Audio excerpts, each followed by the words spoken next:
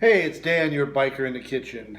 It's day 25, I believe, of my eating lifestyle change. I am a little bit bored of the diet, so I've been watching videos and I'm going to try something tonight. And as usual, it's 10 o'clock at night and I'm just starting to think about eating dinner. I've only had one meal today. I'm about 600 calories in, so I got plenty of room. And I saw that you can make pizza out of using cauliflower for the crust, which sounds weird as hell.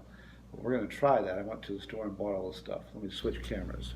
All right, so here's the ingredients. That's about $25 worth of stuff, so it's not going to be an inexpensive pizza.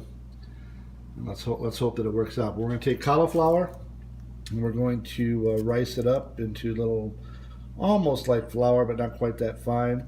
We're going to mix it with Parmesan cheese, and we're going to put some egg in there, and we're going to basically bake that and try to make a crust before we put pizza on it. So we're not going to take like traditional pizza and make dough and then put all the ingredients on it and bake the whole thing together. We're going to make a crust, and then we're going to top the crust and bake it for a little bit longer. So I've got some pizza sauce that I found here. And you're supposed to take, from what everybody says, you're supposed to take tomato sauce and make your own, but reading this, the carbs on this was only 3, and it's got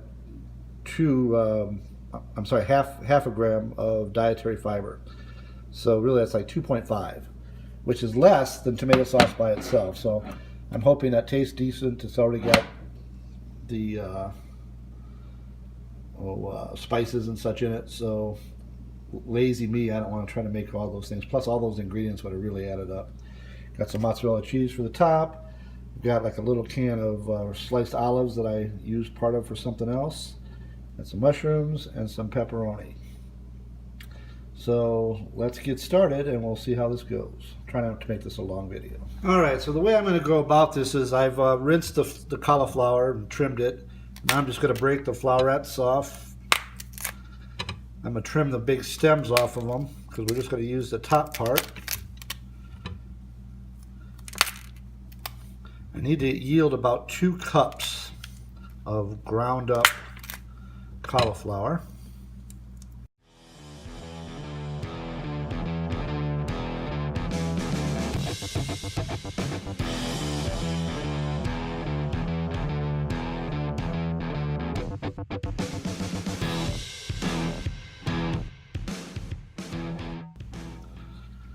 Alright, just about got this chopped up here. As you can see from the mess it's creating, this stuff shoots all over the place when you chop it, so maybe that grater method would be the less messy way to go.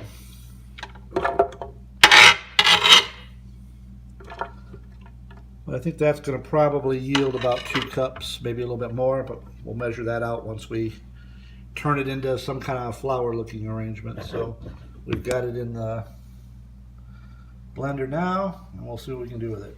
Alright, I'm not sure how exciting this is going to be as I've never done it before. I could turn this stuff into sauce, I guess, if I'm not careful. But hey, Biker in the Kitchen always keeps it real, so you can see my mistakes along with my successes. There's plenty of mistakes. We use the dough setting and just pulse it and see what happens.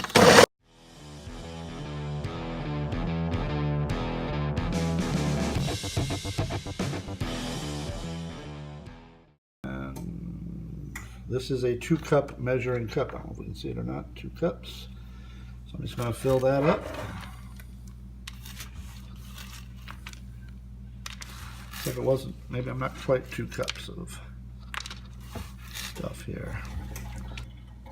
Alright, I ended up about, I don't know, a 1/16 of a cup short, but you know me, I'm never too big on measurements anyway, so we'll just make a slightly smaller piece of pizza crust.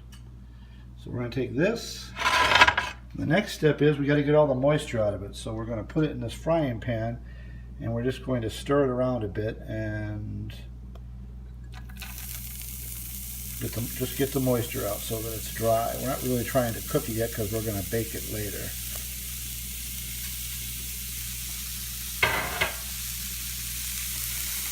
Just going to spread that out and keep stirring it so it doesn't burn or brown or anything. I just want it to be dry. Alright, you just got to keep it moving because you don't want it to brown up. But you see this, I don't know if you can see it or not, but there's steam coming off and the sizzle is, you know, the water coming out of it.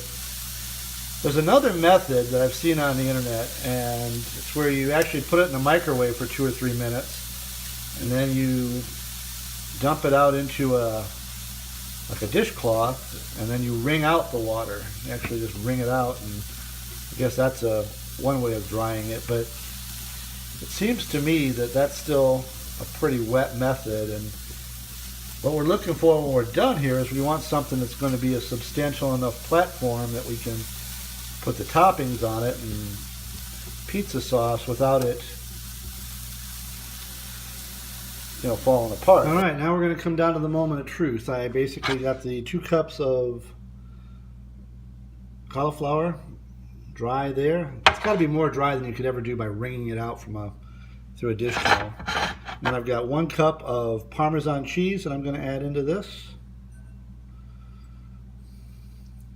I'm just going to mix those dry ingredients around with my hands. My hands are clean. I did sanitize. Probably should have let that, maybe not. So I say I probably should have let the cauliflower cool off a little bit more. It's been cooling for a little bit while through the magic of video you've been away. And then the only wet ingredient is the 1 egg. Okay, so I'm going to add that to this. If I can do that without making a mess.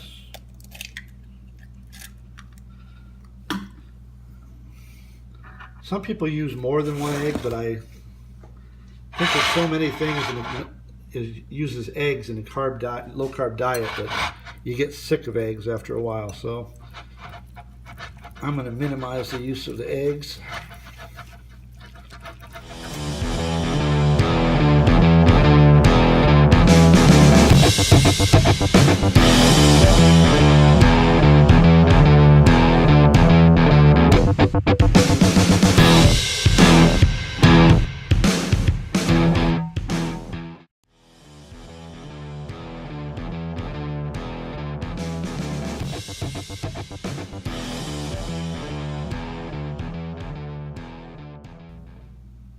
All right, well, I'm nervous. It's not very dough-like. It's more like, I don't know, coleslaw. But I don't know if I said it earlier. Maybe I did. But the reason for using the Parmesan cheese in the crust is obviously for the flavor of the cheese.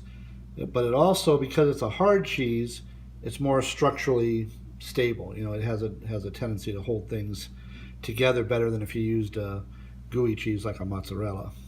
So that's why we're using the Parmesan here. It's a harder cheese. So what we're going to do is we're going to see if we can't form this into something that resembles a pizza. Put down some wax paper. Technically, I think you really should be using parchment because you can bake the parchment, whereas I don't think you can put this wax paper in the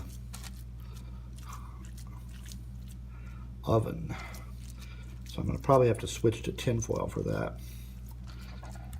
Now this isn't going to be as pretty as a dough pizza because I'm not sure how round I'm going to be able to get it. But what you do want to do is you want to keep the edges thick. Don't let the edges thin out because that'll cook unevenly. And we're going to bake this twice, so we really don't want it to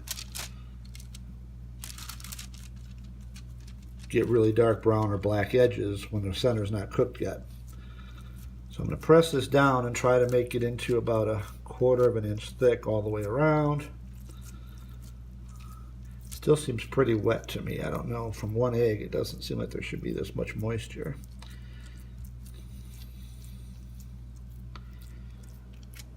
But it's actually forming better than I thought it was going to.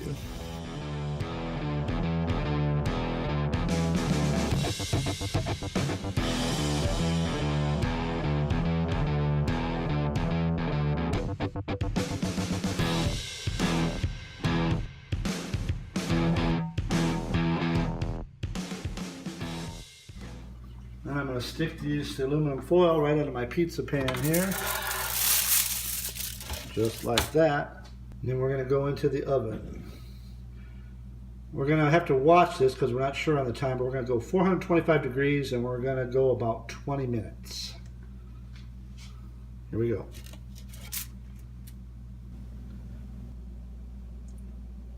It's only been a second for you, but 20 minutes have passed here at the Biker Ranch. So our alarm just went off and we're about to pull this out and see how she looks. Hope you can see that very well. She's a little darker on the edges, not too bad. She's sizzling. Instead of being individual little chunks of cauliflower, let me put it up on here. And it's looking, you probably eat it just like that, basically like cheese cauliflower. We're going to let it cool off a little bit and then we'll come back and top it. So now we're going to add the pizza sauce. And again, this was the 3 carb stuff, 2.5 carbs. There's supposed to be 7 servings in here, so we're going to try to figure out what 1 serving is, maybe 2, because we could probably stand 5 carbs of sauce. The problem is the other toppings are fairly, there's no carbs in the pepperoni I'm going to put on here, but there's olives and mushrooms, and both of those are a little carb intensive. Not huge, but well, they add up. And I'm going to probably eat this whole thing, so we're not going to share it with anyone. So we need to keep the carbs somewhat under control anyway.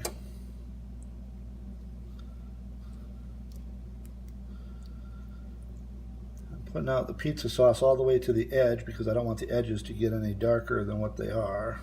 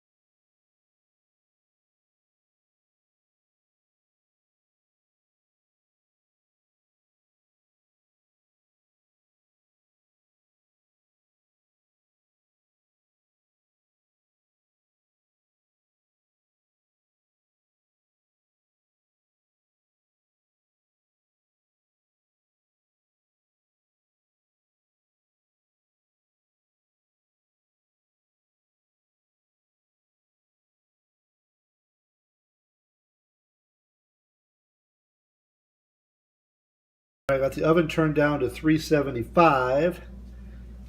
We're going to stick this in there probably just long enough to melt the cheese and do a little bit more baking, maybe 10 minutes. We'll be back in 10 minutes. All right, let's see how she looks.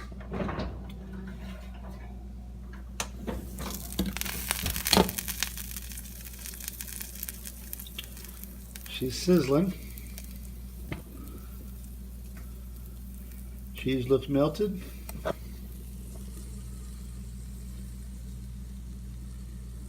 We'll let her cool off a bit and cut it and see how stable it is. Smells okay. Definitely still smells like cauliflower though. Doesn't smell wholly like pizza. But hey, no carbs. Low carbs. Alright, it's had a few minutes to cool. We don't want it to get too cool. So let's try to cut it. Kind of lifted up the edge. It's definitely not crispy, meaning it's not like in my hometown Tilly's Pizza, but with a thin crust. But this is kind of more of a medium, thickness of a crust anyway, more like kind of a basic Domino's, I would say. So let's just try to cut it.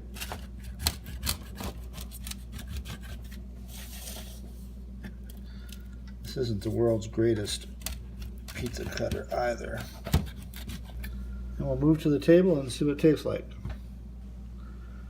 All right, here we go. Well, that's what one of the slices ended up looking like. I got really heavy on the toppings. I mean, I did put a lot of stuff on a small pizza, so I think that would make most pizzas unstable. I mean, it's definitely not stiff, but it's holding together. You know, it's definitely a piece of pizza. Let's see how it bites. Mmm.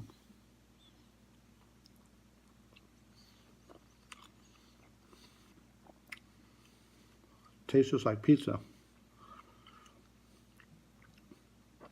I think that's because of the pizza toppings, not necessarily because of the crust. The Well, the crust has good flavor. I mean, I'm sure by itself it still tastes somewhat like cauliflower. But put all the pizza toppings on it. It's pizza. It's low carbs and low cal, fairly low cal, and fits right in the ketogenic type diet. So I'm going to call this for a first time, I'm going to still call it a success. It's not the most beautiful thing in the world, but hey, it tastes pretty good. If you like my videos, be sure to subscribe, tell your friends, hit the like, share, and leave a comment down below. Nice comments only. And this is the Biker, and I'm out.